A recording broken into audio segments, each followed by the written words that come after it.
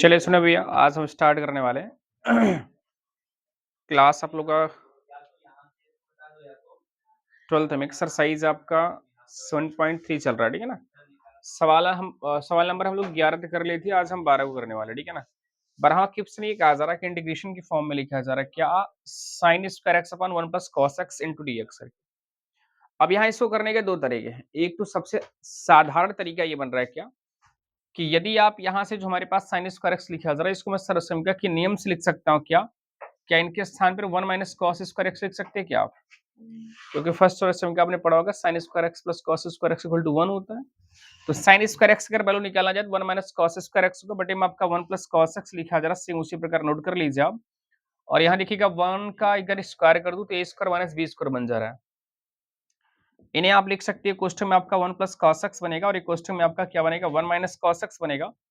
Divide by 1 plus आप cos x कर दीजिए। यहाँ देखिए दोनों कैंसिल हो जा रहा है, ये प्लस वाला ब्रैकेट हमारे पास क्यों बच रहा है क्या 1 minus cos x into d x बच रहा है। और आप इन दोनों को अलग अलग कर सकते हैं। जब अलग अलग करेंगे तो हमारे पास बचेगा 1 डी एक्स माइनस हमारे पास बचेगा क्या कॉस एक्स डी एक्स मिलेगा। और समझ सकते हैं इनका समाकलन एक्स मिलेगा और इनका मिलेगा साइन एक्स मिलेगा। अब प्लस सी कर लीजिए, हमारा आंसर हो चुका है। ये क्वेश्चन नंबर कौन सा था? 12 वाला पूरा कंप्लीट हुआ। 12 के बाद का 13 करना चाहे हम लोग। 13 क्वेश्चन क्या करा है? 13 वाला क्वेश्चन ये करा कि यहाँ लिखा जा रहा है question number 13 cos 2x minus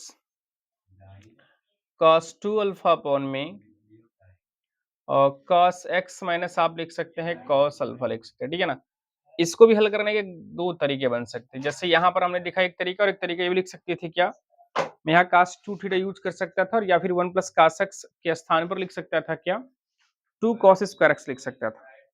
और 2 cos स्क्वायर x लिख सकता था तो हमारे पास ऊपर बन जाता sin स्क्वायर x, नीचे बन जाता आपका क्या cos स्क्वायर x बन जाता। तो हमारे पास 1/2 को बाहर में कर लेता और कहीं के फिर आपका tan बन जाता, ठीक है ना। चलिए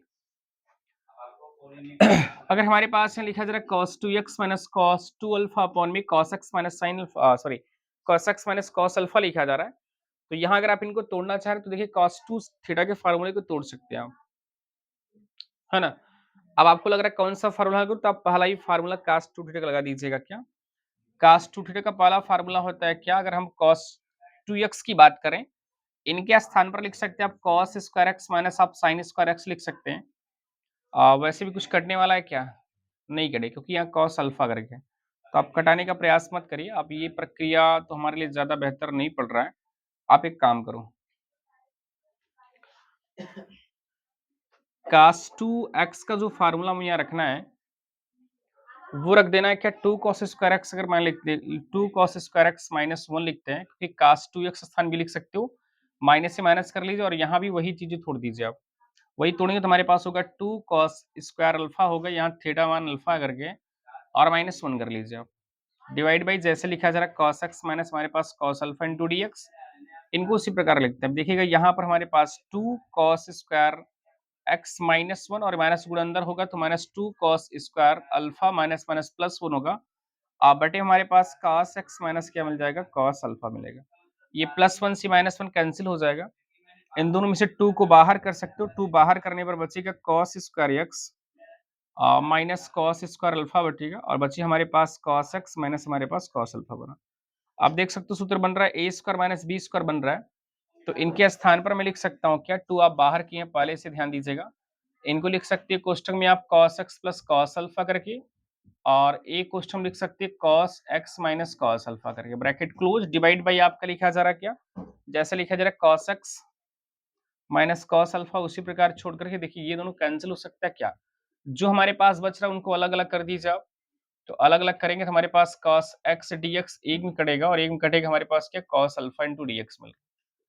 इन दोनों को अगर इंटीग्रेशन करना चाह रहे हो तो 2 तो बाहर है हमारे पास cos x का हो जाएगा sin x हो जाएगा और प्लस हमारे पास cos अल्फा या कांस्टेंट है बाहर कर लोगे।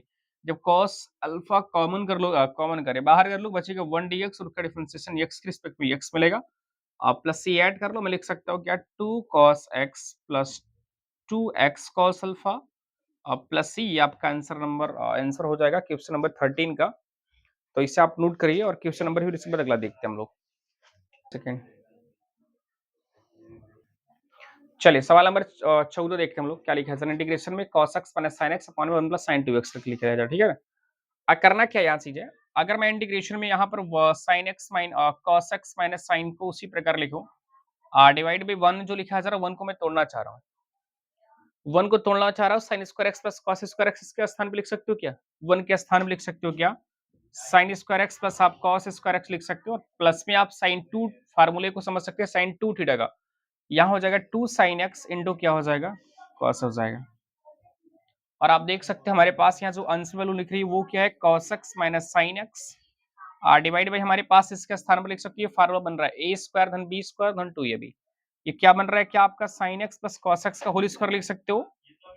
अगर आप इनका होल स्क्वायर लिख पा रहे हैं तो देख सकते हो कि अब यहाँ पर हमको थोड़ा सा सब्स्टिट्यूशन मेथड लगाना होगा, प्रतिस्थापन विधि। क्या अगर मैं sin x plus cos x का स्थान पे t सपोज कर सकता हूँ कि नहीं, और हमारे पास sin x स्थान पे इनका डिफरेंशिएशन cos x मिलेगा, cos x का मिल जाएगा क्या माइनस sin x, यहाँ मिलेगा माइनस sin x और dx स्थान पर लिख सकते हो dx बराबर क्या लिख सकते हो dt।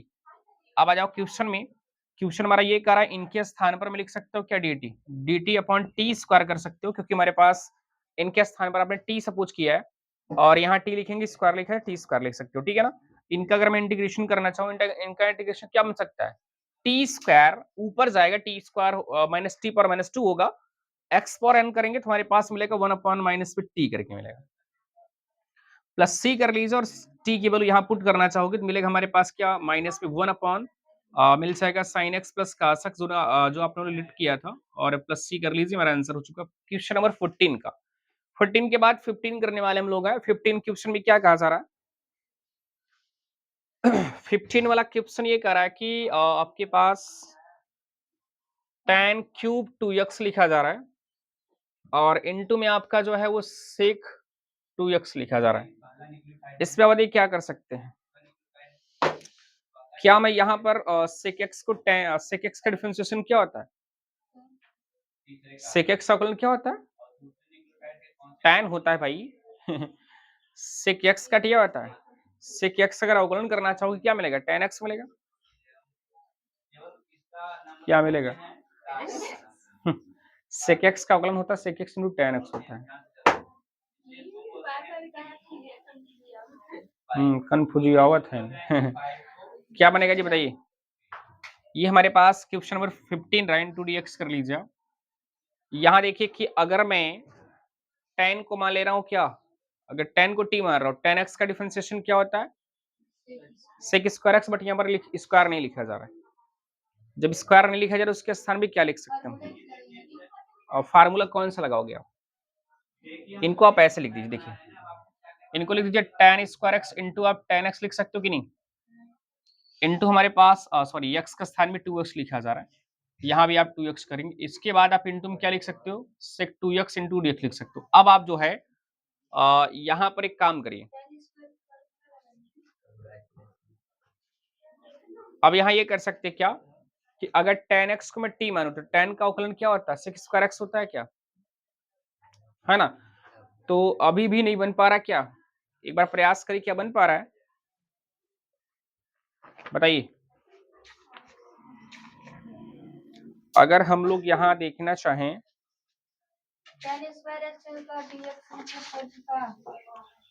किस और भैया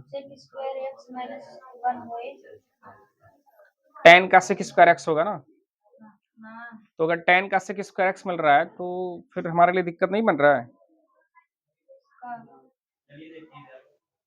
अगर मैं sec x को t मानूं तो sec x into tan x बन जा रहा है।